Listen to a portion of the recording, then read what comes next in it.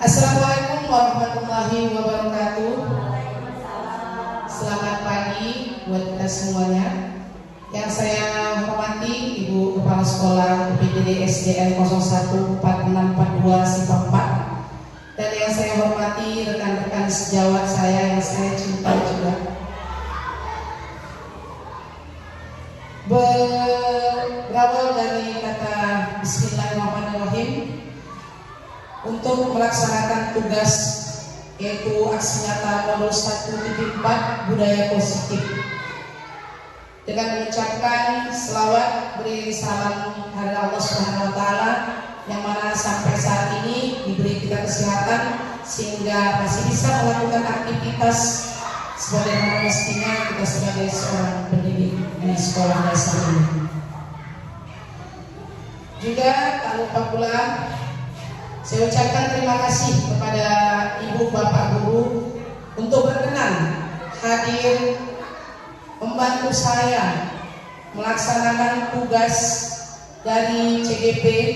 Kebetulan saya angkatan 9 di Kabupaten Asahan. Di sini sebelumnya melanjutkan dari kegiatan kita, marilah kita berdoa terlebih dahulu. Doa dimulai sesuai dengan keyakinan masing-masing.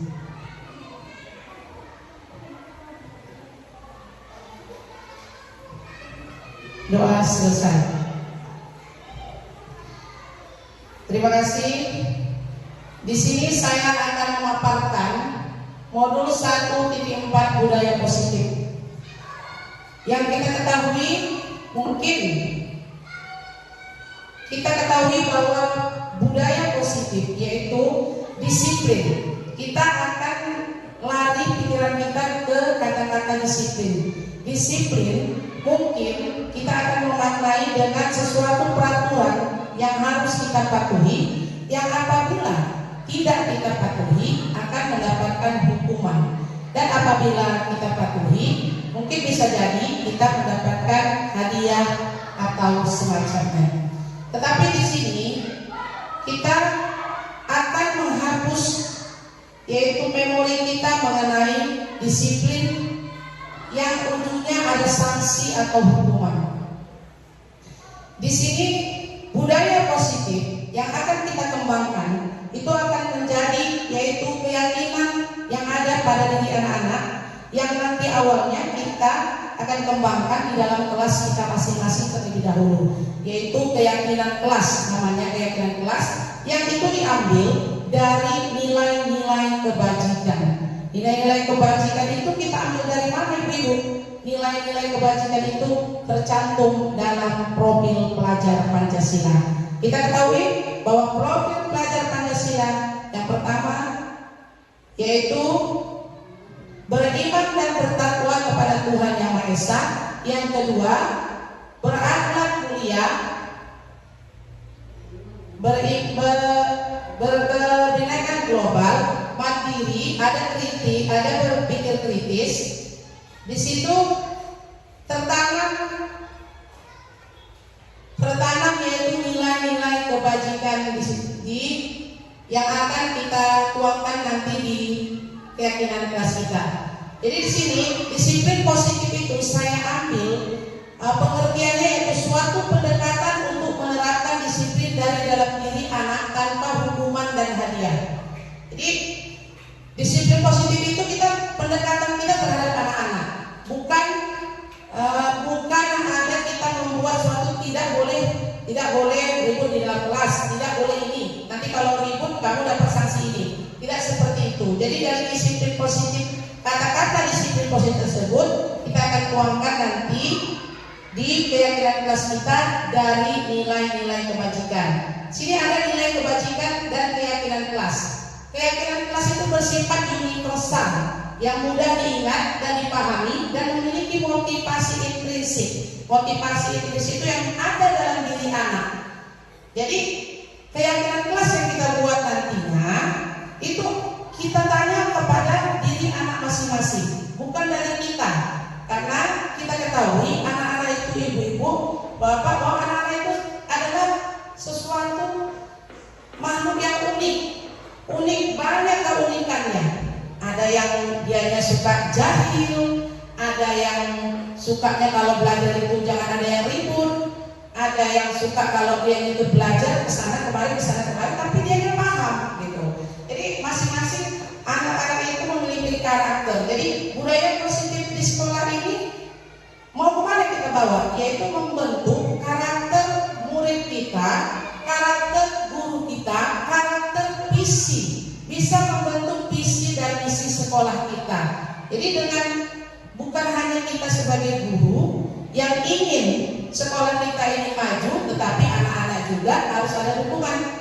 Tidak terlepas dari juga dukungan orang tua di rumah.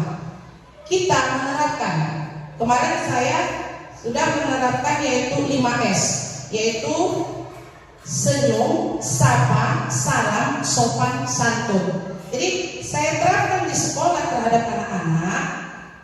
Anak-anak mulai menerapkan tersebut, tetapi kalau di rumah tidak dilanjutkan, yang diterapkan di rumah, yang dipantau orang tua, yang orang tua tidak mendukung hal itu mustahil terjadi kembali balik ke sekolahnya. Di sekolah anak-anak cuma berapa jam itu. Jadi kalau misalkan kita hanya di sekolah saja, tidak ada kita sosialisasikan terhadap orang tua, mungkin agak susah ya ibu-ibu. Agak susah kita melakukan karena yang ada kita tanamkan di sekolah tidak dilanjutkan di rumah. Itulah nanti posisi yang kita ambil untuk menciptakan budaya positif tersebut ada 3 posisi kontrol. Yang pertama, apakah kita mengambil sebagai penghukum? Apakah kita mengambil sebagai pembuat rasa bersalah? Apakah kita menganggap anak-anak itu teman? Ataukah kita membuat anak-anak itu sebagai pemantau atau manajer?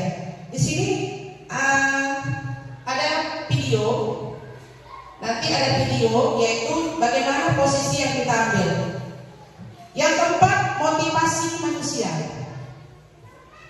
Dalam diri kita sebagai seorang pendidik, kita harus memiliki motivasi. Yang pertama yaitu mendapatkan kenyamanan. Jadi kita nyaman, anak nyaman, jadi ketemunya nyaman dengan nyaman. Jadi timbullah akan yang positif. Kalau sudah merasa nyaman, anak-anak merasa nyaman, tidak dibeda-bedakan. Nyaman di sini maksudnya anak-anak tidak dibedakan. Misalkannya dia mungkin anak kepala desa, mungkin misalkannya dia anak Pak Camat. Yang ini anaknya cuma orang tuanya kerjanya di industri pupuk. Jadi kita tidak ada membedakan mana itu anak yang si A atau anak si B. Baik juga dari agama. Mungkin ini karena agama yang nggak seagama dengan kita bedakan anak kita tidak. Jadi anak itu merasa nyaman. Nyamannya di sini anak-anak itu kalau bisa kita itu teman curhat. Kita bukan sebagai guru, hanya sebagai guru yang otoriter, tapi kita sebagai mitra buat anak-anak kita. Yang kedua, mendapatkan penghargaan. Jadi anak itu kalau misalkannya dia dihargai, pastinya dia akan terasa nyaman kalau dia dihargai oleh guru, teman atau yang lain. Yang ketiga, untuk menjadi orang yang mereka inginkan dan menghargai diri sendiri. Jadi anak-anak itu datang ke sekolah, kita akan menuntut mereka, membimbing mereka seperti apa yang dikatakan Bapak Ki Hajar Dewantara, bahwasanya kita menuntut anak-anak, kita menemukan kodrat mereka, yaitu kodrat zaman dan kodrat alam. Yaitu kalau kodrat alam, dia dari mana, profilnya seperti apa. Jadi sebelum kita melanjutkan, kita harus tahu profil anak-anak tersebut. Profil dari mana dia, keluarganya bagaimana, apakah yang broken atau apa, itu harus kita ketahui terlebih dahulu supaya di dalam kelas kita bisa, kenapa dia tidur, kenapa dia melamun, kenapa dia seperti itu. Mungkin masalah-masalah dia kita bayangkan mungkin sepele karena dia seorang murid yang mungkin tidak ada beban. Kalau kita mungkin sebagai seorang guru, sebagai seorang orang tua, mama, mungkin beban kita lebih berat. Tapi kita tidak mengetahui mungkin lebih berat beban mereka yang orang tuanya mungkin berpisah, satu entah di mana, yang satu ke Malaysia, dia tinggal bersama neneknya atau opungnya. Jadi kalau bisa kita juga bisa menghargai dirinya, dirinya juga bisa menghargai dirinya sendiri. Seperti itu. Ada 5 kebutuhan dasar manusia. Yang pertama yaitu bertahan untuk hidup. Yang kedua merasa diterima, cinta dan kasih sayang. Sudah dia diterima, di mana dia berada, dia diterima dan merasa dicintai dan disayangi. Yang ketiga kebebasan. Kebebasan di sini bukan hanya kebebasan sebebas-bebasnya anak-anak mau seperti apa, tidak. Sama seperti Bapak Kiai Dewantara berkata bahwasanya merdeka itu bukan berarti dia merdeka total, bukan. Jadi merdeka itu bisa dikatakan kita anak-anak memiliki kebebasan untuk berpendapat, untuk melakukan sesuatu yang diinginkan, yang dari dirinya sendiri. Baru yang terakhir penguasaan diri. Dalam menerapkan budaya positif, ada yang namanya memakai metode yaitu segitiga restitusi. Segitiga restitusi ada memiliki 3 tahapan. Yang pertama menstabilkan identitas, yang kedua validasi tindakan, yang ketiga menanyakan keyakinan. Nanti di sini ada video ya Bapak. Ya ini video, ada kasus 1 dan kasus 2.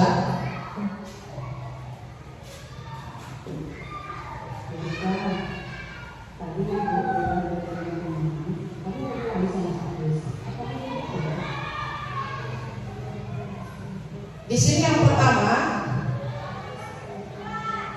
seorang guru menstabilkan identitas. Jadi menstabilkan identitas itu bahwasanya seorang guru bertanya kepada siswanya apa yang terjadi tadi pada saat perkelahian. Jadi di sini tidak ada lagi hukuman, kita mendapatkan solusi, tapi tidak dengan kekerasan seperti itu.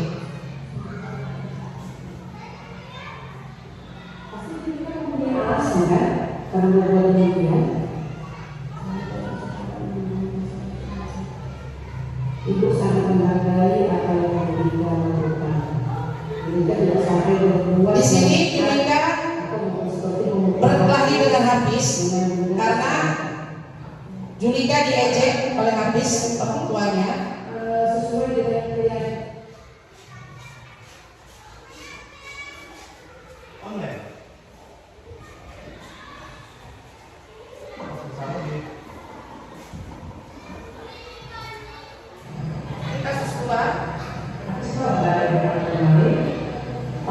Kasus 2,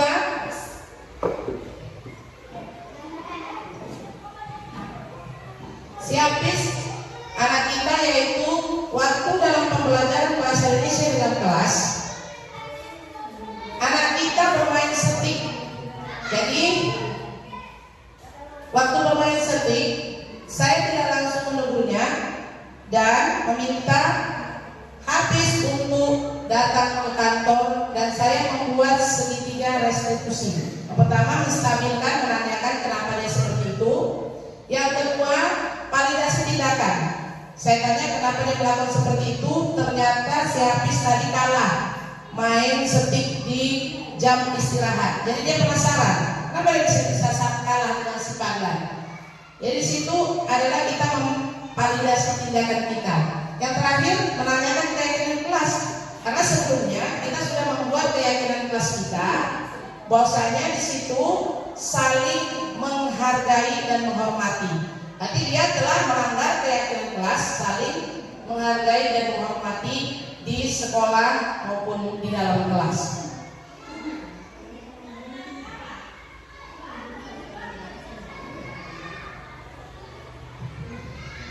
Setelah saya melakukan segitiga restitusi terhadap anak-anak,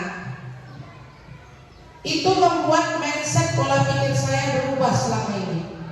Jadi selama ini saya memakai bersama kala itu pemantau. Kalau pemantau ibu, dianya kita pantau anak-anak itu bisa, dia sering terlambat datang ke sekolah. Jadi pas kita tanya, kenapa kamu terlambat? Tadi Bu bangunnya kesiangan. Kesiangan kamu selalu terlambat terus, berapa kali kamu terlambat? Nah, itu Bu, kita memakai posisi yaitu pemantau sama anak-anak. Berapa kali kamu terlambat? Sudah terlambat, kalau aja terlambat, tak ada yang lain. Itu berarti kita memakai posisi pemantau. Selama ini mungkin saya seperti itu gitu, merepet.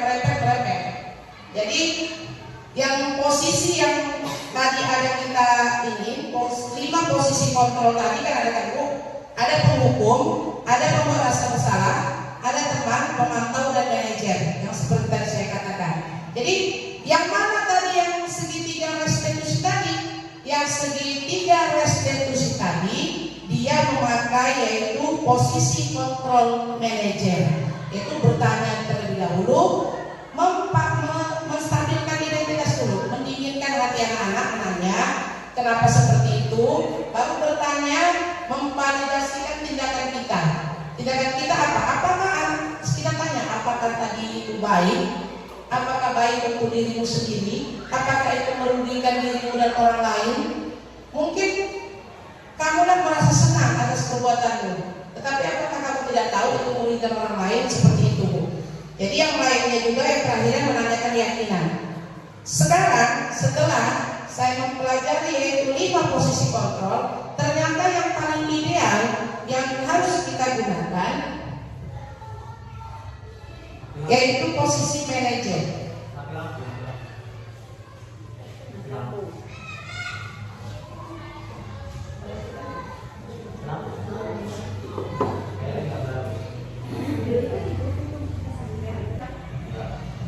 Jadi setelah saya menggunakan yaitu posisi kontrol manajer, saya merasa sangat terbantu dan senang karena tidak lagi harus marah-marah terhadap anak-anak dan tidak lagi memberikan hukuman. Jadi anak-anak masalahnya terselesaikan, saya juga terselesaikan, tidak perlu naik tensi saya dan membeli jus garam Belanda. Jadi di sini 5 posisi kontrol tadi ternyata yang paling ideal saya katakan yaitu posisi manajer dengan menggunakan segitiga restitusi. Segitiga restitusi saya jabarkan. Yang pertama kita harus menstabilkan identitas, baru kita validasi tindakan. Yang ketiga kita menanyakan keyakinan kelas. Tadi ada kasus 1 dan kasus 2 yang mungkin agak terganggu dengan signal, Ibu ya.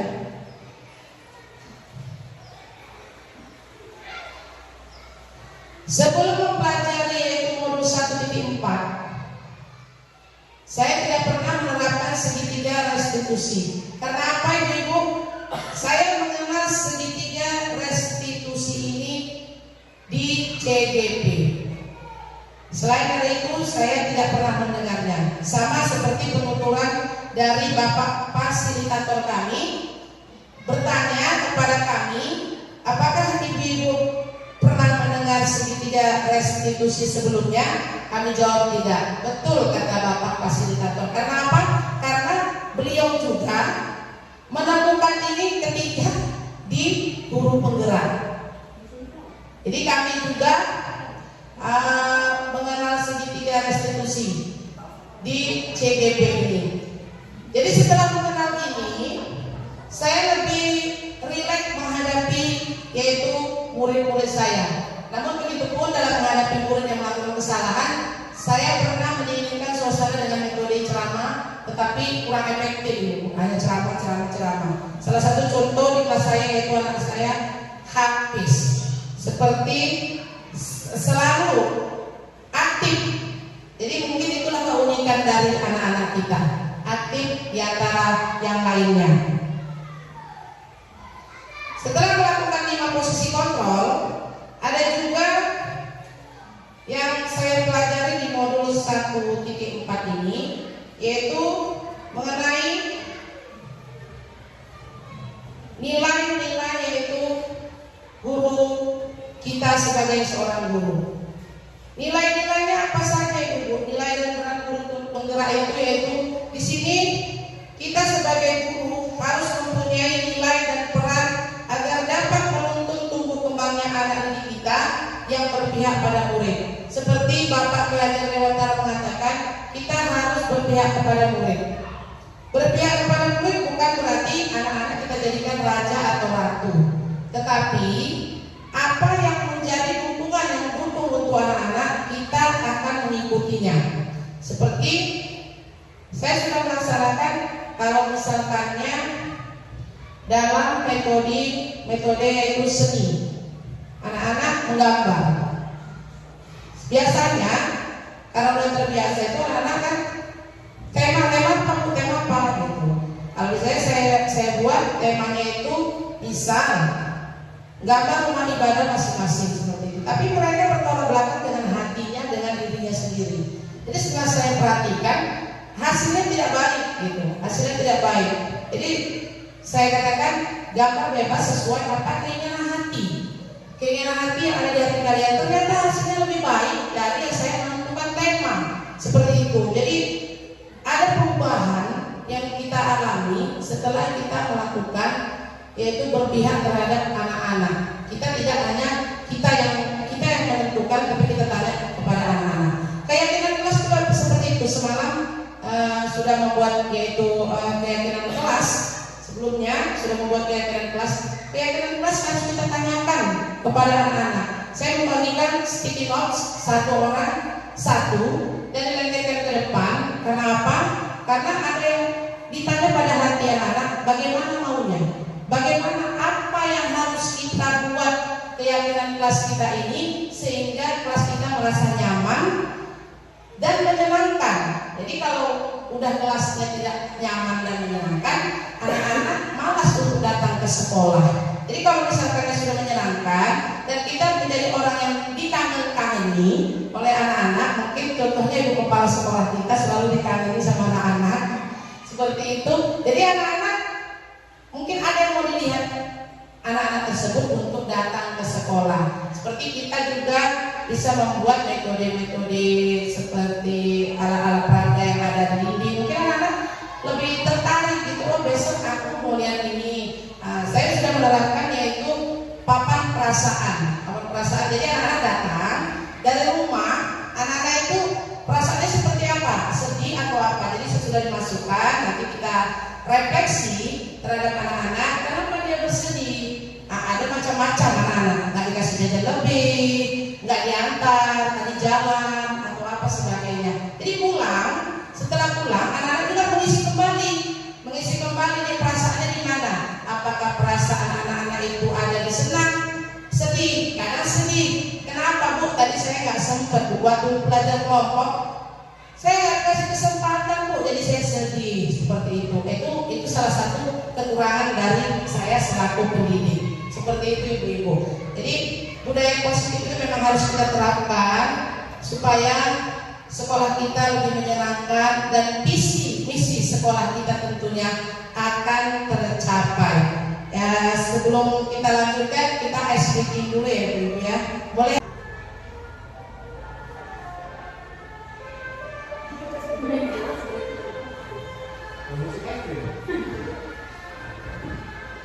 Ice breakingnya dahulu di tempat tetangga. Ya boleh berdiri kita ya ibu-ibu bapak, kita olahraga sejenak.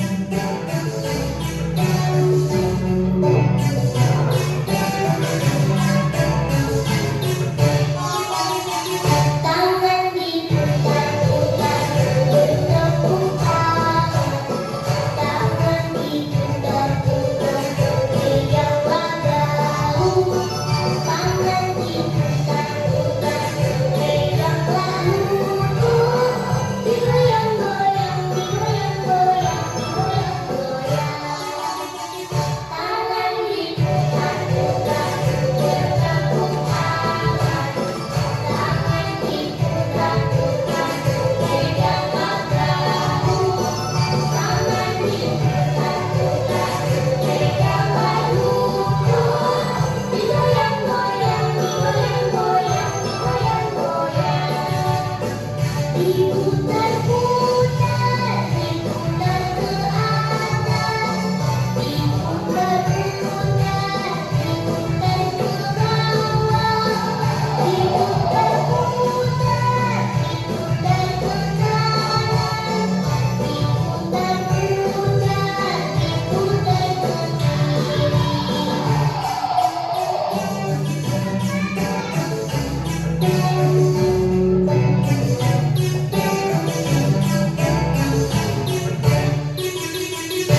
kasih.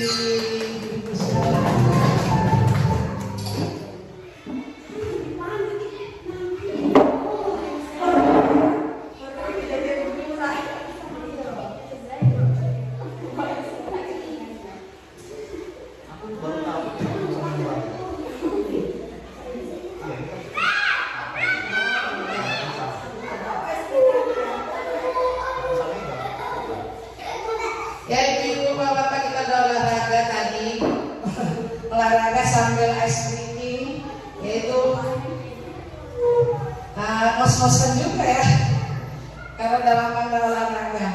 Jadi selain konsep-konsep yang ada disampaikan dalam modul ini, adakah yang menurut saya itu penting dipelajari dalam proses menciptakan budaya positif? Selain dari konsep-konsep yang disampaikan dalam modul ini, hal-hal lain yang menurut saya penting untuk dipelajari dalam proses menciptakan budaya positif di sekolah adalah menjadikan diri kita model dalam berdisiplin positif dan berkolaborasi dengan orang tua agar membiasakan dan menerapkan budaya positif dari rumah, karena peran orang tua juga sangat penting dalam mewujudkan budaya positif di sekolah. Selalu merefleksi diri atas apa yang tidak pantas untuk dilakukan sebagai seorang pendidik, sehingga anak juga akan mengikuti apa yang positif kita lakukan. Jadi sebagai seorang pendidik, ibu-ibu kita ini sesungguhnya artis, model artis bagi anak-anak kita dan masyarakat. Sedikit-sedikit itu guru, tapi kok kayak gitu ya? Kita yang penting setiap langkah kita dinilai. Jadi sebenarnya kita udah melebihi artis, tapi gajinya tidak melebihi artis, seperti itu. Artis yang fenomenal, apalagi di kampung ya Bunda. Kalau di kota mungkin lebih cuek, kan? Bunda. Kalau di kota mungkin lebih cuek, tapi kalau di kampung ini aduh, gitulah. Pemantaunya banyak. Kita berangkat. Kalau saya mungkin pemantaunya agak sedikit ibu, karena sekolah rumah saya di Jepang. Tapi kalau yang agak-agak jauh mungkin pemantaunya ini, termasuk kita ya, kalau dari Tanjung Balai. Jadi ditengok, ini jam berapa? Karena kita kalau di kampung ini lebih sensitif ketimbang di kota. Kalau di kota mungkin udah menerapkan siapa lu siapa gua. Jadi kalau di kampung. Jadi di sini ibu-ibu kita harus memahami juga profil anak-anak kita. Karena apa? Anak-anak kita itu mungkin, saya pengalaman di CGP ini ada guru SMA, SD dan SMP. Guru SMA itu yang di Tanjung Balai selalu mengatakan jarang anak-anak sekolah ada memotong gitu, mengapain apa itu kalian mengapai kopak ya, mengupas kopak mengkopek. Jadi saya mengatakan itu SMA dan SMP udah bisa cari duit. Tempat kami SD sudah cari duit, saya bilang. Tempat kami SD sudah cari duit. Begitulah memang keadaannya. Yang orang tuanya ini, yang si orang tuanya ayahnya kawin dengan yang ini pergi, yang ini kawin dengan yang ini, tinggallah si anak bersama nenek atau ibunya. Jadi anak-anak kita juga kadang-kadang karena saya tinggal di sekitar, Bu, seperti itu, manggil naik becak, rupanya sudah berodolan sama di bawah. Seperti itu, ibu. Jadi saya kadang-kadang bercanda, kapan ditraktir ibu? Dia bilang, nanti Bu, oleh banyak hasil. Seperti itu. Jadi kita juga harus mengetahui bagaimana profil anak-anak dan minat anak-anak. Kelas 4 ini, kelas 4 saya. Ada juga anak-anak itu yang masih kurang membaca. Tapi itu 1-2 gitu. Jadi kalau misalkannya di tingkat SMP, ada mengatakan itu dari sekolah mana? Dari sekolah UPTD SDN 014642. Tapi nggak bisa baca. Seharusnya bukan yang disalahkan bukan sekolah dasarnya itu, dan bakatnya itu beda, dan karakter anak-anak itu yang tumbuh dari SD itu seperti apa, masing-masing yang memiliki karakter masing-masing. Jadi jangan yang ditanya yang itunya gitu. Kenapa waktu yang berprestasi hanya dia dari SD mana gitu kan? Selalunya seperti itu. Jadi kita nggak bisa menyalahkan yang waktu di SMP dia seperti itu, atau yang di SD dia seperti itu, atau saya menyalahkan guru kelas 1, kelas 2, kelas 3 yang anak belum bisa membaca. Tidak seperti itu. Jadi itulah kita harus dengan ini. Makanya saya katakan terlebih dahulu sebelumnya tadi penjelasan pemaparan saya, bahwasanya kita juga harus berkolaborasi dengan orang tua. Kenapa? Karena yang lebih paham sebenarnya orang tua karakter anak di rumah, dan kita berkolaborasi dengan orang tua karakternya seperti apa di rumah. Jadi di sekolah seperti apa? Jadi di sekolah itu kita udah tahu, oh dia profilnya seperti ini, dia seperti karakter dia. Jadi kita harus, sebenarnya karakter anak itu tidak bisa kita ubah karena memang dia udah ke situ. Tetapi yang ada pada anaknya itu yang tidak stabil itu, itulah kita membuat dengan apa, kita ikat dengan keyakinan kelas itu. Jadi dengan keyakinan kelas yang berpositif akan menumbuhkan budaya positif di sekolah tercinta kita ini. Marilah sama-sama kita bangun sekolah UPTD SDN 014642 sehingga minat anak-anak untuk menuntut ilmu dan mengembangkan bakatnya ada dan tumbuh dan lahir di SD UPTD 014642 tercinta ini. Ya, setelah ada 2 orang guru penggerak dan akan menyusul guru penggerak berikutnya, mungkin Bu Lasti, Bu Indah. Jadi kalau ibu-ibu lain ini, ibu senior-senior kita, bapak senior kita ini sebenarnya dan lebih ilmunya dari kita, Ibu Mei. Apalagi ibu kepala sekolah kita udah lebih ya kan. Jadi di sini juga saya tentunya mengucapkan terima kasih kepada ibu kepala sekolah atas dukungan penuh yang diberikan kepada kami. Yang kebetulan kami di sini 2 orang guru, CGP mungkin selanjutnya nanti bisa 3 atau 4 yang muncul dari UPTD SDN 014642 tercinta ini. Jadi sinilah saya menerapkan budaya positif. Yang utama yang kemarin saya menerapkan dengan mewujudkan 5S, yaitu tadi sudah saya katakan, dan itu akan langsung saya terapkan. Dan sopan santun, anak-anak yang berbicara, yaitu tidak sewajarnya berbicara seorang anak didik, itu akan saya tegur, saya panggil apakah itu terpuji atau enggak. Saya menggunakan segitiga restitusi tadi, menggunakan itu. Tapi alhamdulillah lambat laun, karena anak-anak saya lihat kalau keras makin dikerasin makin gak dapat gitu. Jadi terakhirnya jadi besi. Jadi mungkin itu pemaparan saya hari ini kepada ibu-ibu dan bapak, khususnya ibu kepala sekolah. Saya mohon dukungannya juga bimbingannya untuk kedepannya. Rekan-rekan guru, saya juga mohon kritikannya atau refleksinya terhadap saya selaku yaitu calon guru penggerak. Mudah-mudahan dengan saya nanti menjadi seorang guru penggerak, saya bisa menerapkan dan mewujudkan apa yang menjadi visi dan misi kita di sekolah ini, dan saya bermanfaat juga buat anak-anak dan rekan-rekan sejawat nantinya. Insya Allah mudah-mudahan apa yang menjadi doa kita yang baik-baik, muncullah yang doa yang positif akan memunculkan yang baik pula. Inilah akhir dari presentasi saya. Ya, salam guru penggerak. Terima kasih dari saya, CGP Angkatan 9 Rindel Tina Hombang. Semoga kita selalu dalam kesehatan dan keselamatan. Sebelum menutup ini, marilah kita berdoa terlebih dahulu.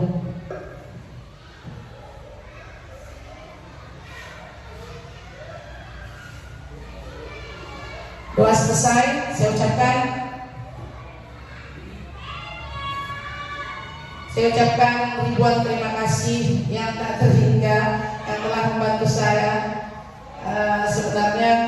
sudah mau resign juga kemarin dari CGP, tapi alhamdulillah dukungan Ibu Kepala Sekolah lanjut terus. Juga Bapak PP Pak Sofi mengatakan jangan sampai ini dibilang ibu-ibu, bapak-bapak, ada satu pantun, jauh-jauh membeli cumi, tak lupa membeli kenari. Inilah hasil presentasi kami, mohon dihapus dan ditanggapi. Terima kasih. Wassalamualaikum warahmatullahi wabarakatuh. Assalamualaikum warahmatullahi wabarakatuh. Terima kasih kami ucapkan kepada CGP, yaitu Ibu Rini Dayantina Homba, yang telah memberikan banyak pelajaran untuk kami, khususnya guru-guru di sekolah, tentang pemaparan dari budaya positif yang awalnya kami tidak tahu apa itu budaya positif dan pentingnya untuk murid-murid sekolah. Sekarang kami para guru-guru itu tahu tentang manfaatnya. Nah, konsep budaya positif itu saya kira posisi kontrol yang ideal adalah posisi pemantau. Ternyata posisi manajer paling ideal itu yang menginspirasi saya. Terima kasih. Assalamualaikum warahmatullahi wabarakatuh. Assalamualaikum warahmatullahi wabarakatuh. Saya Lili Indah Zahra, guru kelas 3. Saya di sini mau memberikan refleksi kepada pemaparan Ibu Rini.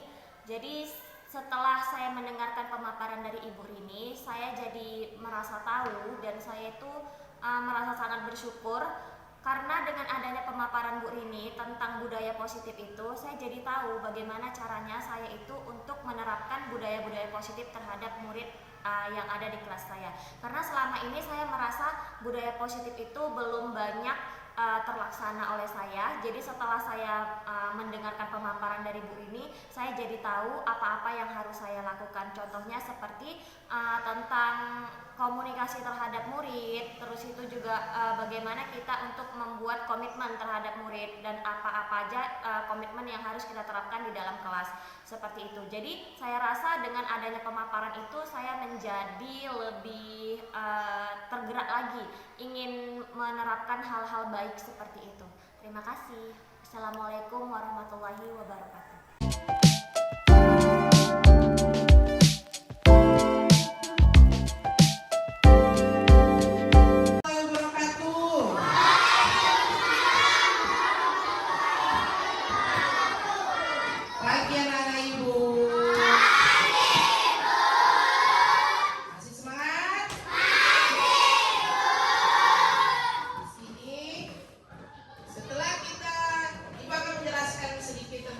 Budaya positif kita yang telah kita jalankan, ya kan?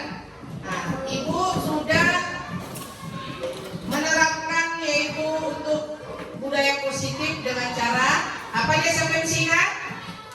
Dengan apa? Dengan apa? 5S. Apa itu 5S?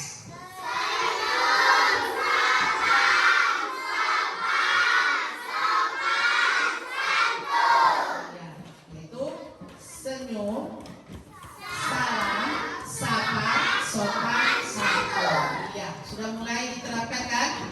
Sudah mulai kan? Di rumah juga seperti itu. Bukan di sekolah saja. Ya kan, Dapi? Nah, bukan di sekolah aja, tapi di rumah juga dibawa apa yang positif di sekolah, ya. Nah, jadi kita di sini akan menentukan keyakinan kelas kita dengan kesepakatan kita bersama.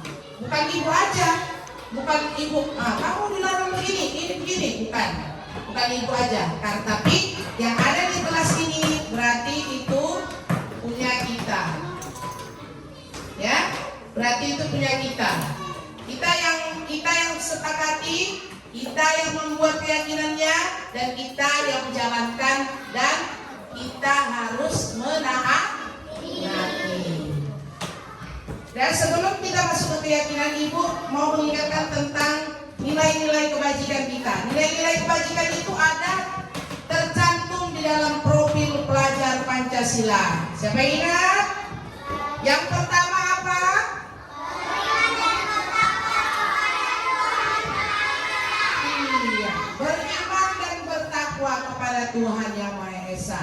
kedua, berakhlak mulia. Yang ketiga, empat, lima.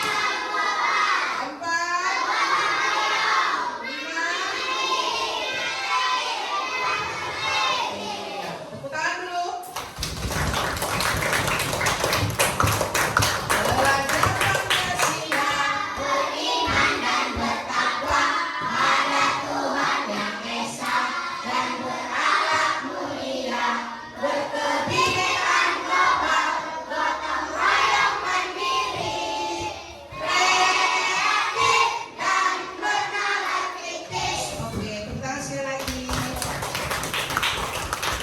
Ya, setelah mengetahui yang ada pada profil pelajar Pancasila punya kita, jadi kita membuat keyakinan kelas kita nanti tidak ada kata dilarang berkelahi, dilarang berantem, dilarang ribut. Nah, nggak ada lagi kata-kata seperti itu karena kita nanti keyakinan kelas kita yang ada kaitannya dengan profil pelajar Pancasila yang telah kita ketahui, dan nanti ibu akan membagikan signal ini. Lihat juga, nah, ada kertas signal yang mewarna-warni. Ibu akan membagikan kepada anak ibu satu orang satu. Dan dengarkan ibu dulu biar paham. Satu orang anak ibu menuliskan nanti. Nulisnya jangan kebalik ya nak. Ini kan ada lemnya nanti kan, ya kan? Di sini yang ininya. Berarti nulisnya di depannya, jangan yang ada lemnya.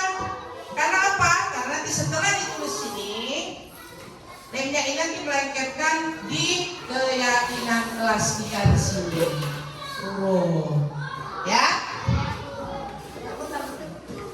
Berurut nanti, ya. Seperti itu. Paham? Boleh apa? Misalkan contohnya, contoh keyakinan kelas yang kita buat kan ada dilarang rantau itu nggak lagi, ya kan? Kata-katanya kata-kata yang menunjukkan lebih kepada kata-kata yang positif. Ya, kita rangkum nanti. Boleh, ada yang sama juga boleh, nanti kita lihat. Lalu kita perhatikan berapa orang, nggak mungkin 30 anak ibu yang ada di kelas.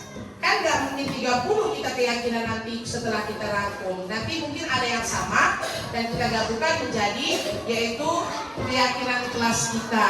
Paham? Paham anak ibu? Oke, semangatnya dulu.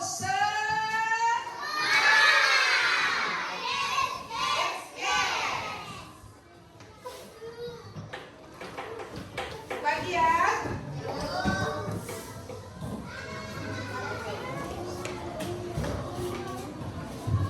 Yang udah dibagi langsung tulis. Ini yang ada di sini, berarti tulisnya di sini. Ayo, ayo.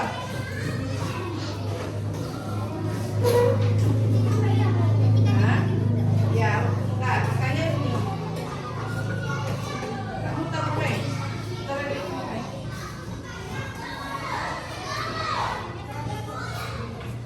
Udah, ditulis langsung. Yang udah dapat ditulis.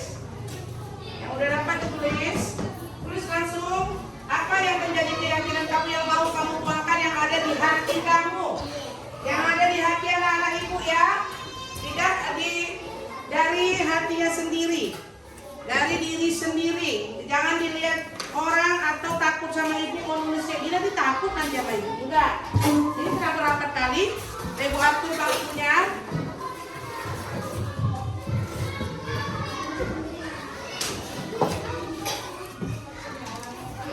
Langsung ditulis yang sudah dapat. Langsung ditulis yang sudah dapat. Enggak usah nak. Berapa, Bu? Satu saja. Satu saja, setiap orang satu saja. Ya. Seperti Bu contohkan tadi. Kalau yang udah, yang sudah ayo berurut ke depan, lengketkan yuk.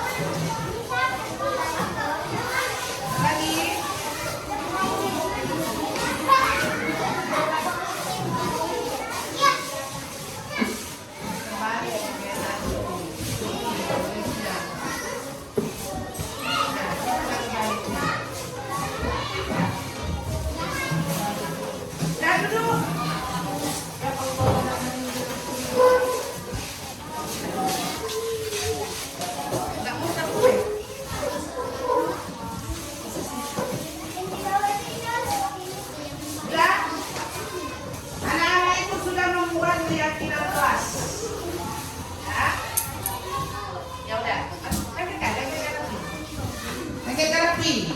Ini boleh. Ya. Sudah ada masing-masing membuat keyakinan kelas. Ya. Zahira. Nah, itu nanti kita ada di keyakinan kelas kita. Setelah kita buat keyakinan kelas, baru nanti kita dengarkan. Nah, masing-masing ada. Ada di sini saling memberi. Ada kalau satu berbicara yang lainnya diam. Nah, coba kita dengarkan ini banyaknya. Datang tepat waktu. Kebersihan kelas. Maksudnya mungkin menjaga kebersihan ya. Saling menyayangi. Ada saling membantu. Budayakan 5S. Membantu teman, menemani, memberi. Datang tepat waktu, disiplin waktu, budaya 5S. Saling menghargai satu sama lain, datang ke sekolah tepat waktu, saling menolong satu sama lain. Ya, ada di sini 30 ini tidak semuanya sama, tetapi ada di antara kalian yang sama. Yang sama itu nanti kita jadikan satu. Kita jadikan satu, kita buatlah, kita rangkum menjadi keyakinan kelas kita. Udah? Dari mulai ini, yuk Rika, Julika, Zahra, ayo bawa pulpennya masing-masing, tanda tangani di sini. Harap aja atau apa ya? Rika, Julika, Zahra, Askia, ayo ke depan. Ya, yang nomor 1 siapa di situ? Dari dulu Kak, ada yang udah ya. Nah, Julika, Zahra, Askia, Raka, Fajar, yuk siap-siap.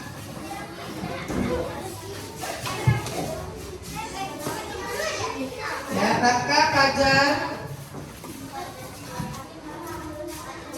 Sela, Zahira, yuk Fajar, Raka. Udah duduk Fajar, udah duduk 5.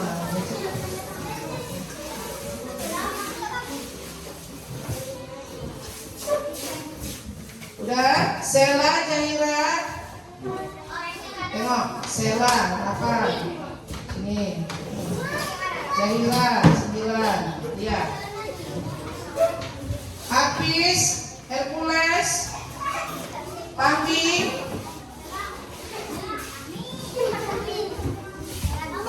Hercules mana 11. Hafiz 10.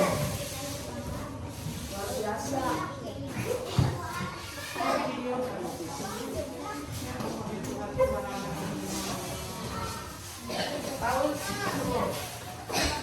udah taruh pada profesor di sini. Ayo, Pambi 12 lah. Ya, Kaisa, Lipka, Felix, yang sudah duduk.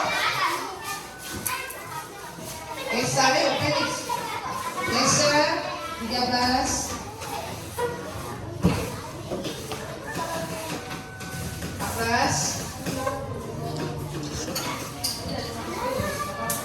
Ratica, Endra, Esa, Kaisa yang udah duduk kan? Yang sudah duduk itu bilang. Apis mau kemana, Apis? Duduk kan? Duduk kan?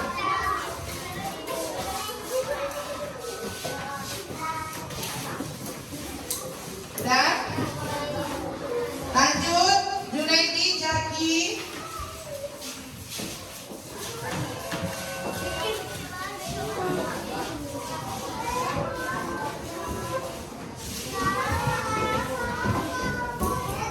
Udah, duduk.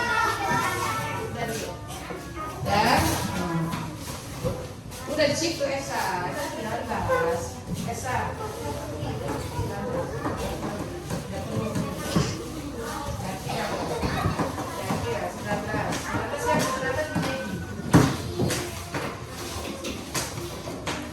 Yakin berapa jadi? Yakin nomor? Yes.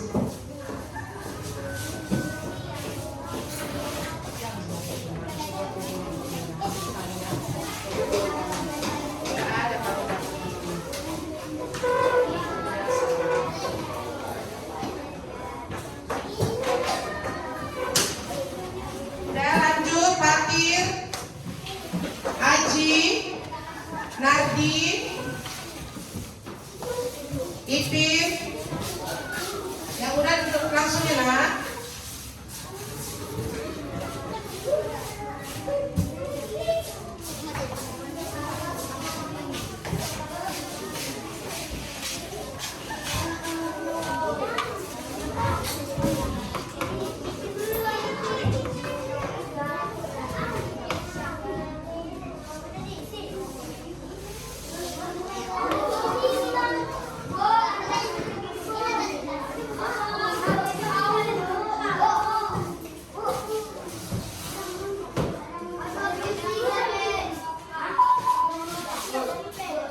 Ya, dilihat nomornya. Mana? Fatir mana Fatir?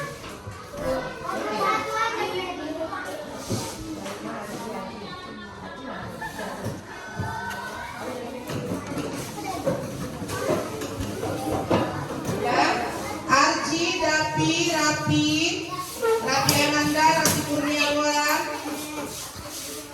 Ipan. Tengok nomornya.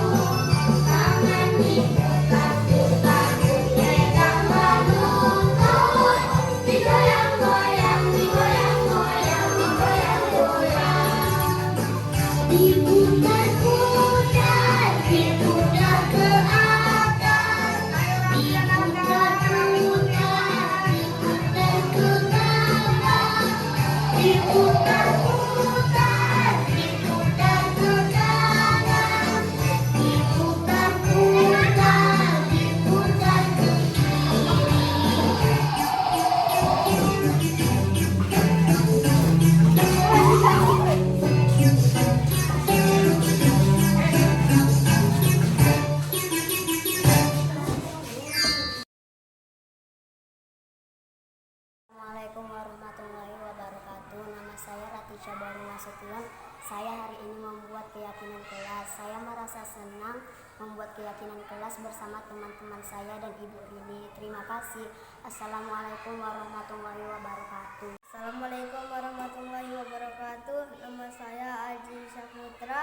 Saya hari ini membuat keyakinan kelas bersama teman-teman dan Bu Rini.